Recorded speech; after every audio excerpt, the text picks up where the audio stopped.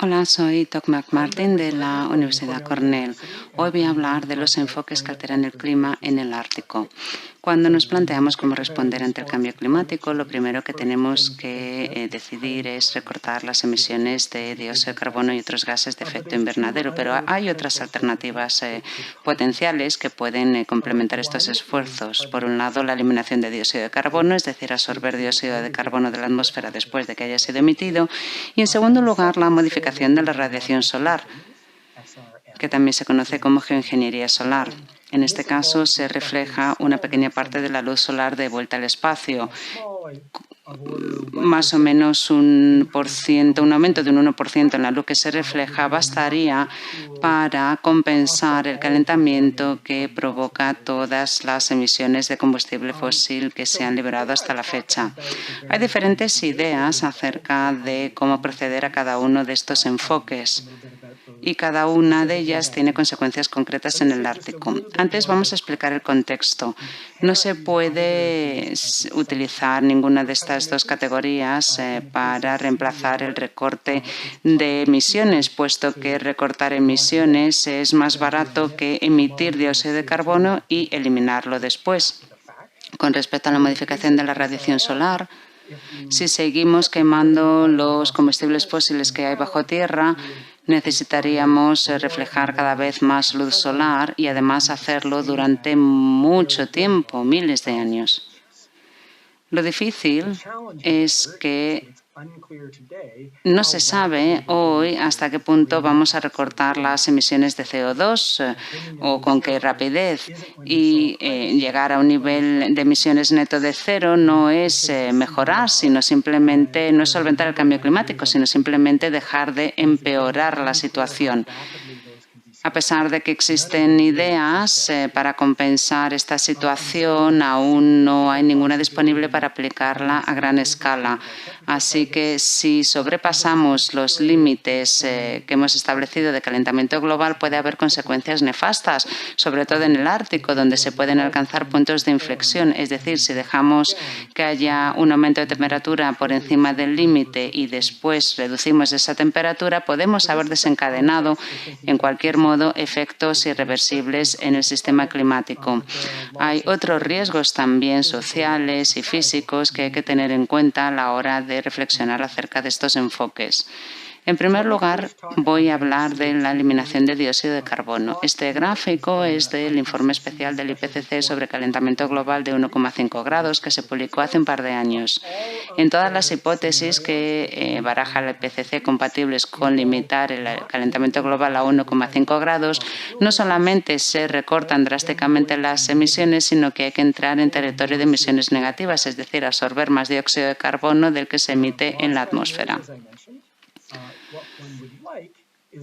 Por eso necesitamos técnicas que sean ampliables sin que se produzcan consecuencias graves a nivel local y sin que sea extraordinariamente caro. Podemos, por un lado, plantar árboles que absorberían dióxido de carbono de la atmósfera.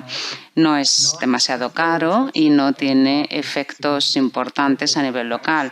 Ahora bien, no tenemos tierra suficiente para que esta iniciativa por sí sola resuelva el problema. Puede ser un elemento importante de la respuesta, pero no basta. Otra idea que suscita mucho interés es la bioenergía con la captura y almacenamiento de carbono. Básicamente se cultivan plantas, se queman en una planta, se absorbe el carbono, se captura el carbono que emite y se almacena bajo tierra. Sabemos hacerlo tecnológicamente, pero necesitaríamos a la escala suficiente de traer recursos, agua y tierra de cultivos, por ejemplo. Una tercera alternativa es la captura de carbono directamente del aire. En la fotografía ven una planta piloto en Suiza. Hay otra también en Islandia, en la que se absorbe dióxido de carbono por procesos químicos directamente del aire y después se inyecta bajo tierra, donde se almacena de forma permanente. El desafío que presenta esta alternativa es que cuesta unos $100 por tonelada eliminar carbono de esta forma. Y, por consiguiente, sigue siendo demasiado caro a día de hoy como para que pueda hacer una contribución significativa. Hay otras ideas sobre la mesa. Desde el punto de vista de la atmósfera, da igual cómo o dónde se absorba dióxido de carbono de la atmósfera. Por ejemplo, si vamos a plantar árboles, lo mejor sería hacerlo en lugares donde crezcan rápidamente, es decir, en los trópicos probablemente, en vez de a altitudes elevadas. Con respecto a la captura de carbono directamente del aire, se necesita simplemente electricidad y un lugar donde almacenar el carbono. Potencialmente podría hacerse en el Ártico. Cabe señalar además que, aparte de la absorción de dióxido de carbono, se puede pensar en eliminar otros gases de efecto invernadero y, de hecho, hay un par de ideas que se barajan acerca de cómo absorber metano, lo que podría ser un motivo de preocupación en algunas zonas del Ártico donde se está liberando, se está filtrando desde el suelo marino. Con respecto a la modificación de la radiación solar, consiste en reflejar luz solar de vuelta al espacio. Los métodos que voy a describir necesitan examinarse en cuanto a su aplicación planetaria para ver cuáles serían sus consecuencias en todo el planeta, y también cabe plantearse si se pueden aplicar en la zona del Ártico. La inyección de aerosoles en la estratosfera es el método que mejor se comprende, puesto que imita de alguna manera una erupción volcánica. Aquí vemos la foto del Pinatubo, que estalló en Filipinas, entró en erupción en 1991 e inyectó 30 megatoneladas de aerosoles de sulfato en la estratosfera. En la zona de los trópicos el aire es lo suficientemente estable como para que lo que se inyecte se quede ahí durante un año y, por tanto, contribuiría a enfriar el clima. En el caso del Pinatubo se calcula que enfrió el planeta más o menos medio grado centígrado. En principio no sería extremadamente difícil pues diseñar aeronaves que se pudieran enviar a la estratosfera para inyectar este tipo de aerosoles. Si se hiciera en los trópicos, se trataría de una estrategia planetaria, puesto que se enfriaría todo. También se podría hacer en altitudes más altas para, por ejemplo, dirigirse al Ártico en concreto, lo cual podría ser técnicamente más sencillo porque la troposfera, que marca el límite con la estratosfera, es más baja en zonas de elevada altitud.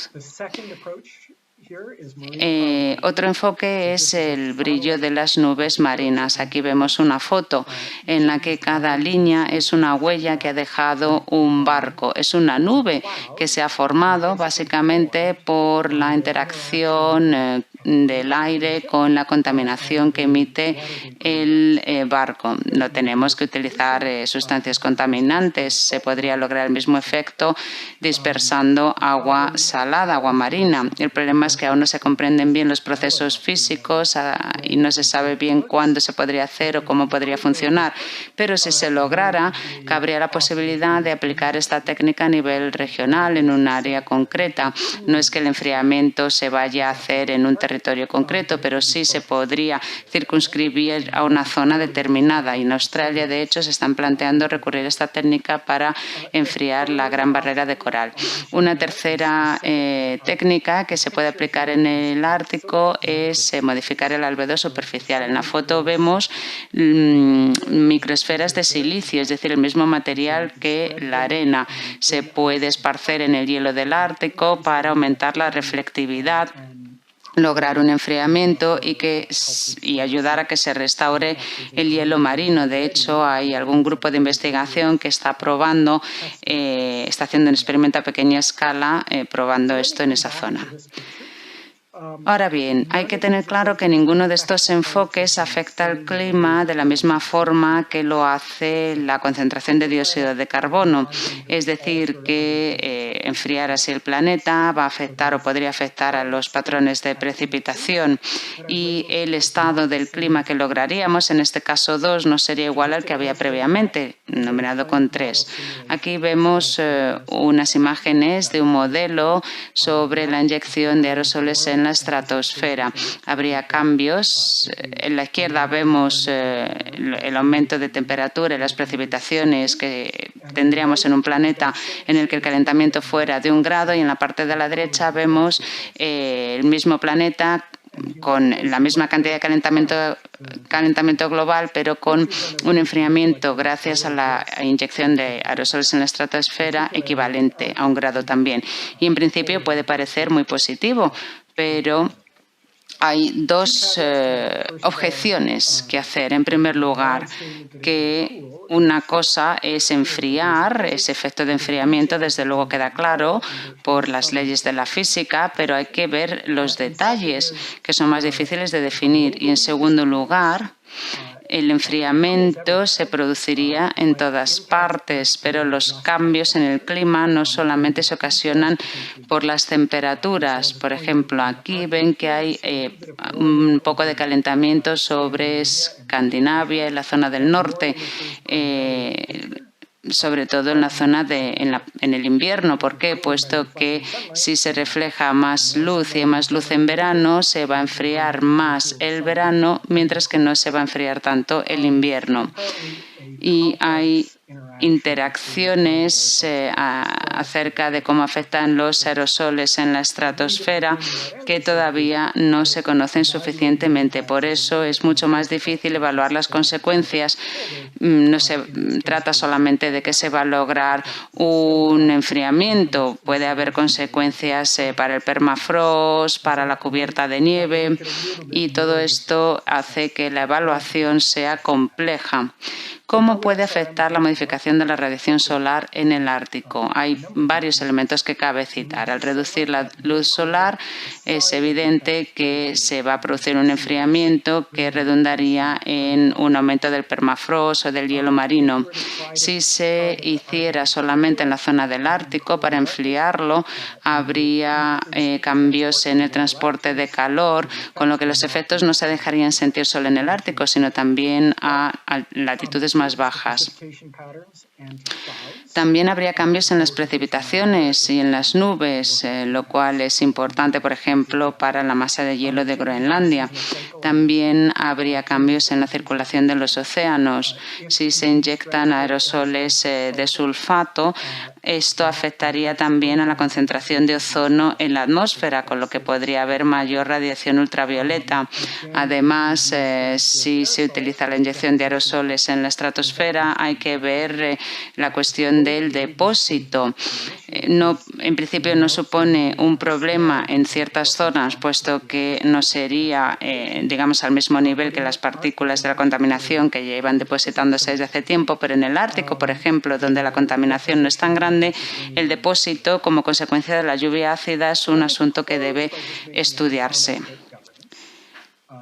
En términos de gobernanza, si se procede a esta técnica a nivel planetario, sin que se centre en el Ártico, hay cuestiones acerca de la confianza con la que tomamos decisiones, quién toma esas decisiones, cómo se toman, se tiene que garantizar que es un proceso participativo.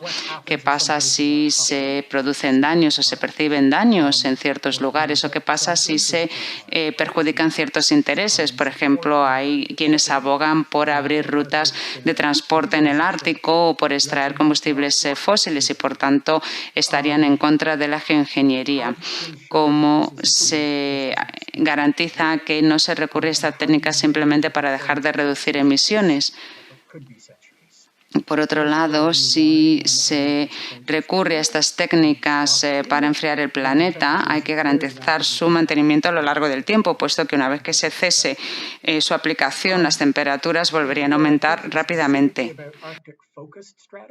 Si se aplicaran estrategias específicamente en el Ártico, pues cabría plantearse los mismos puntos, pero además cabría la posibilidad de que se llevara a cabo por un grupo pequeño de países o de agentes, y también habría que ver si es viable técnicamente. Probablemente sería más viable llevarlo a cabo en el Ártico. Por eso algunas personas afirman que sería conveniente hacerlo en el Ártico para lograr un enfriamiento allí cuanto antes. Me he centrado sobre todo en la modificación de la radiación solar porque los desafíos que presenta son más complejos con respecto al Ártico. En cuanto a la eliminación de dióxido de carbono, lo fundamental es que se tengan en cuenta los intereses de esta zona del Ártico, tanto en cuanto a las consecuencias directas de aplicar cualquiera de los métodos que engloba, así como en cuanto a la necesidad de eliminar suficiente dióxido de carbono de la atmósfera a nivel mundial. Muchas gracias y ahora espero sus preguntas.